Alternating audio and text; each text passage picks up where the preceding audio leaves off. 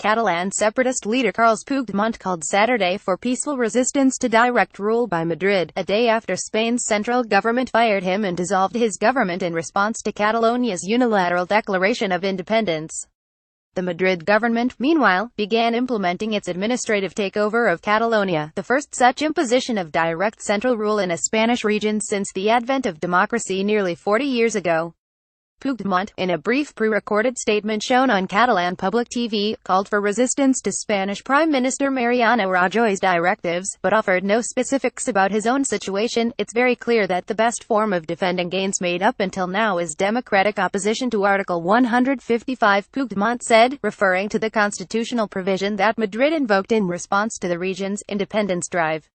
The article gives the Spanish central government the authority to strip a region of its autonomous powers in the event of a serious breach of law. Catalonia, like other Spanish regions, was ceded autonomy powers under the 1979 constitution that gave it limited control over its own affairs.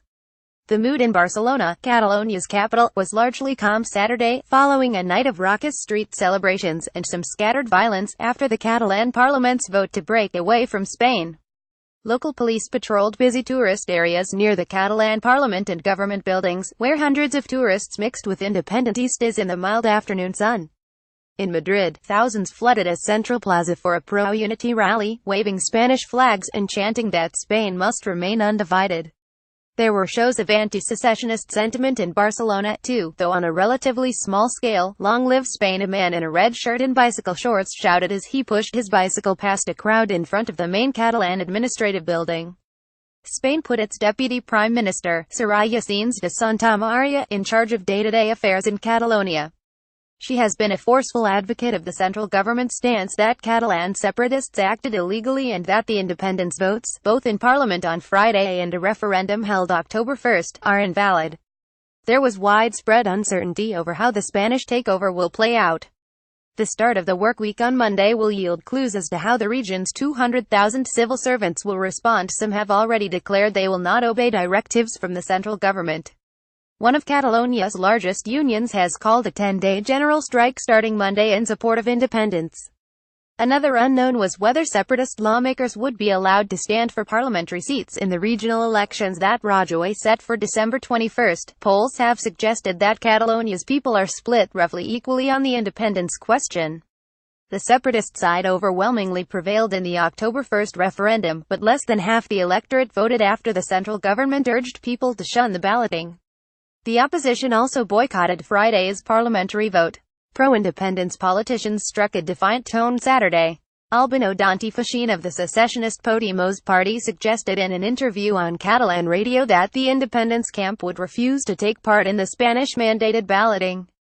On the anti-secession side, the head of the Ciudadanos party in Catalonia, Albert Rivera, urged backers to take part in the December 21 vote. "We had a sad day yesterday, but we also saw the application of the law and the constitution," he said.